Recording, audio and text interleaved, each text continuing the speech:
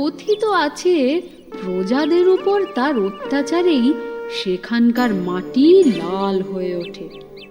মহারাজ, নদীর বান এসে ফসল নষ্ট করলো, খেতি করলো, খাজনা দেবো কোথা থেকে? সে আমি জানি না। আমার রাজ্যে থাকলে খাজনা তোদের দিতেই হবে। কিন্তু কি করে দেবো বটে? ঘরে মুটিয়া দানা পানি লাই, ঠিক মতো খাওয়াই জুটে লাই, তো খাজনা দয়া করুন বটে মহারাজ। এইবারের মতো খাজনা মুকুব করে দেন মহারাজ।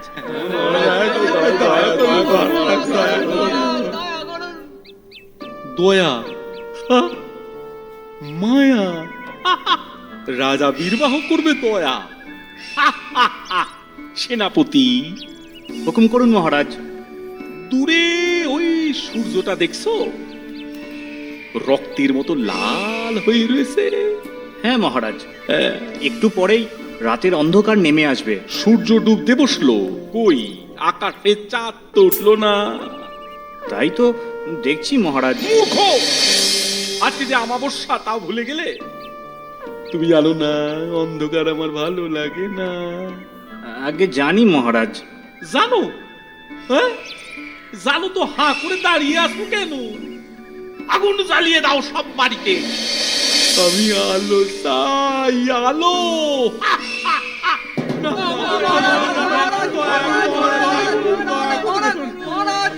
চাইলে পুলে নিয়ে মোরা থাকবো কোথায় মহারাজ? কেন শ্মশানে?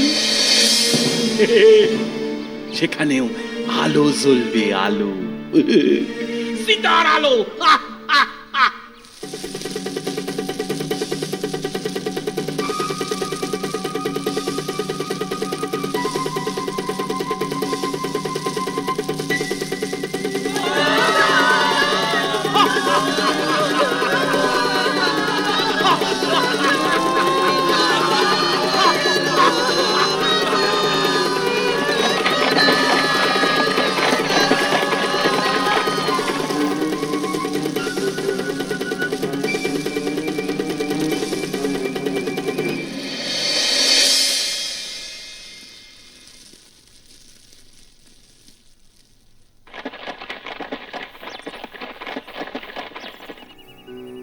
গুরুদেব, প্রজাদের উপর মহারাজের অত্যাচার ক্রমশ বেড়েই চলেছে।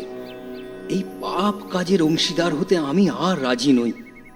ভাবছি ভাবছি আমি পদত্যাগ করব। কিন্তু বীরবাহু কি তা মেনে নেবে? তোমার পদত্যাগই কিন্তু তোমার দেহত্যাগের কারণ হয়ে দাঁড়াবে মন্ত্রী। তোমায় হত্যা করবে মহারাজ বীরবাহু। তাহলে তাহলে আপনিই বলুন আমার কি করণীয়? প্রজাদের দুঃখে অনুতাপ করা ছাড়া আমি আর কি বা করতে পারি? তুমি রাজা বীরবাহুর মন্ত্রী। মন্ত্রীর কর্তব্য রাজাকে সুমন্ত্রণা দেওয়া। তোমাকে সেই কর্তব্যই পালন করতে হবে। সে আমি বহুবার চেষ্টা করে বিফল হয়েছি। আমার কোনো কথায় ওনার সুমতি ফিরবে না। মুখের কথায় সব সময় কাজ হয় না মহামন্ত্রী। ঠিক বুঝলাম না গুরুদেব।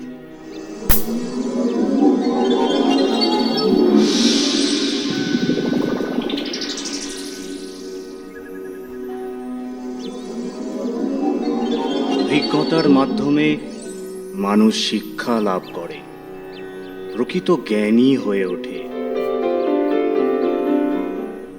বাস্তবে জ্ঞান চক্ষু না খুললে মানুষের স্বভাবের পরিবর্তন হয় না মন্ত্রী।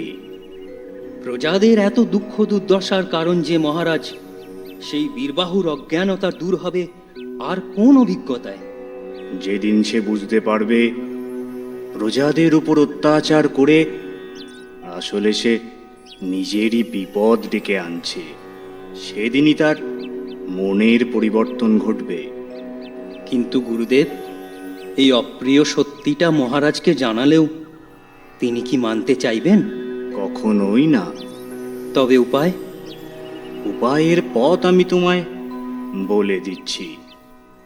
যেমন বলছি, তুমি মহারাজ বীরবাহুর কাছে সঠিক সময় বুঝে সেই প্রস্তাবটা রেখো। কি কি প্রস্তাব গুরুদেব? আমার গণনা যদি ভুল না হয়, তবে শিকারে গেলেই রাজার সুমতি ফিরবে।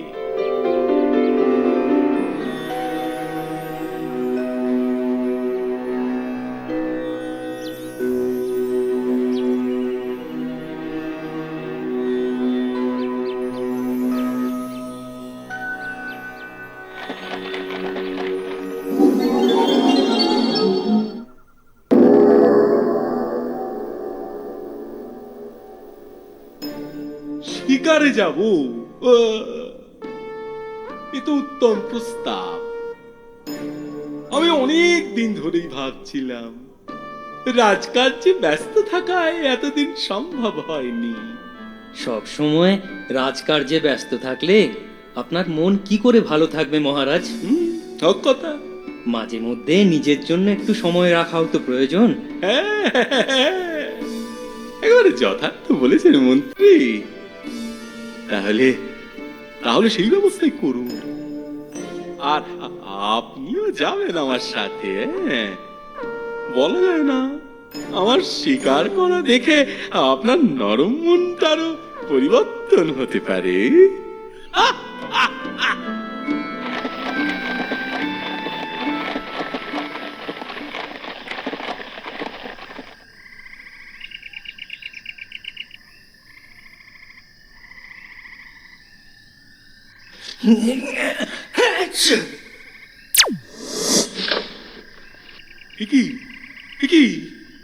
এটা কি হলো মন্ত্রী মশাই? ভুল হয়ে গেছে মহারাজ, আসলে আমার খুব ঠান্ডা লেগেছে। এর যদি এরকম হয়, ঠান্ডার বদলে ডান্ডা লাগবে, নয়তো নাক কেটে নেবো এক কোপে। আর হবে না মহারাজ। অপদার্থ। চলো সবাই চলো। তারপর কি হলো মা? তারপর হরিণের ছোট্ট পুচকে বাচ্চাটা টিং বিড়িং করে লাফিয়ে জঙ্গলে খেলায় মেতে থাকে। ওর মা ওকে কত ডাকে, আয় বাছা, চলে আয়, এক্ষুনি বাঘ আসবে। বাচ্চাটা তো মায়ের কথা শোনে না। তারপর হরিণের মা ও তার সাথীরা, মানে আর সব হরিণ, সে জায়গা ছেড়ে চলে যেতে থাকে। ওরে বাচ্চা, চলে আয় বলছি, আর দেরি করিস না। মা মা, তোমরা এগিয়ে যাও, আমি এক ছুটতে তোমাদের ধরে ফেলবো। কথা শোন বাচ্চা, ছুটতে কাছে আয় না, আর তা না হলে এক্ষুনি ওই পথে বাঘ আসবে। এলেও আমাকে ধরতে পারবে না।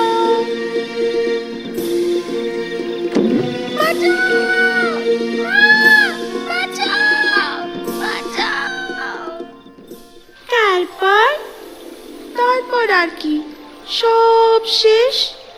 আমি কখনো তোমার কথার অবাধ্য হব না মা। হ্যাঁ, যে কথা শুনে চলে তার কখনো বিপদ হয় না। আর যদি বিপদ আসেও, তাকে উদ্ধার করতে সবাই পাশে ছুটে আসার সুযোগ পায়। আমার যদি বিপদ হয়, সবাই ছুটে আসবে? নিশ্চয়ই আসবে সোনা। চলো চলো, এবার আকাশে উড়ে আকাশটাকে চিনতে শেখো। চলো মা। কি ব্যাপার? কি ব্যাপারটা কি? একটা পশুর দেখা নেই। হরিণটা পালিয়ে নিশ্চয়ই আমার আগমনের খবর সবাইকে দিয়ে দিয়েছে। এসব কিছুর জন্য তাই আপনার ওই হাঁচি। কিন্তু মহারাজ, আমার মনে হয় অন্য কারণ। আর আর কি কারণ থাকতে পারে? জঙ্গলের পশুরাজ সিংহের অত্যাচারে আর সব পশু নিশ্চয়ই এই জঙ্গল ছেড়ে পালিয়েছে। আপনি কি আমায় আবার আকার ইঙ্গিতে কিছু বলতে চাইছেন? না মহারাজ, না, আমি শুধু কার্যকারণ ব্যাখ্যা করার চেষ্টা করছিলাম মাত্র। ওই তো আহা, ওই তো শিকার। বনের পশু না হোক আকাশের পাখি শিকার করব। কিন্তু মহারাজ, ওরা যে উচ্চতায় উড়ে চলেছে, আপনার ধনুকের তীর কি অত দূর পৌঁছতে পারবে?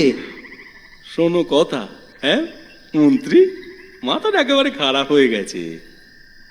ওদের আমার তীরের আওতায় তাড়িয়ে নিয়ে আসবে আমার পোষা, আমার মিষ্টি আদরের বাজ পাখি। যা বাজ পাখি, বজ্রপাতের মতো ঝাঁপিয়ে পড়ো ওদের ওপর। দেখো মন্ত্রী, এইবার দেখো মজা। দেখছি মহারাজ, অধীর আগ্রহ নিয়েই দেখছি। দেখো দেখো মজা দেখো।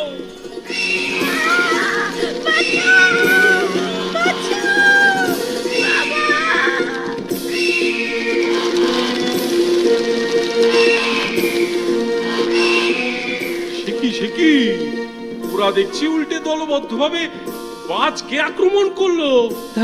তাই তো দেখছি মহারাজ।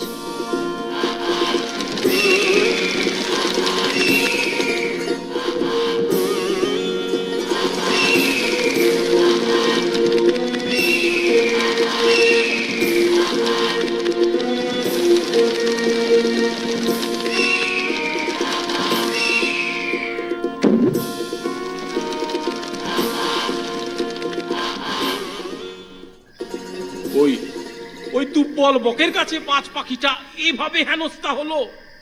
আশ্চর্য! ওই দুর্বল বকেদের একতা আর প্রতিরোধ ক্ষমতা। আপনি অবাক হলেও মহারাজ, এ ঘটনা আমায় কিন্তু অবাক করেনি। হ্যাঁ, তাই নাকি? কেন? কারণ মহারাজ, এমনটাই তো হবার ছিল। অত্যাচারীর অত্যাচার যখন সীমা ছাড়ায়, তখন অতি দুর্বল প্রাণীও বিদ্রোহ করে ওঠে। তাদের একতা আর প্রচণ্ড রোষের কাছে হার মানে অত্যাচারীর শক্তি। বিদ্রোহ আর জনগণের জনরোষ, এসব কথার সাথে আপনি নিশ্চয়ই পরিচিত। এ দৃশ্য, এ ঘটনা তারই একটা ছোট্ট নমুনা মহারাজ। হ্যাঁ, আমার ভুল আমি বেশ বুঝতে পেরেছি মহামন্ত্রী। শিকারে এসে আমি শুধু আমার ভুলই স্বীকার করছি না, আপনার আর আমার সৈন্যের সামনে আকাশের সূর্যদেবকে সাক্ষী রেখে আমি প্রতিজ্ঞা করছি, আজ থেকে আমি সত্যিকারের রাজা হয়ে উঠব। যে রাজাকে প্রজারা ভয় করবে না, ভক্তি করবে। তার সামনে শ্রদ্ধায় মাথা নিচু করবে। তবেই না রাজা নামের সার্থকতা মহামন্ত্রী। জয় মহারাজ বীরবাহুর জয়! জয় মহারাজ বীরবাহুর জয়! জয় মহারাজ বীরবাহুর জয়! জয় মহারাজ বীরবাহুর জয়! জয় মহারাজ বীরবাহুর জয়! জয় মহারাজ বীরবাহুর জয়!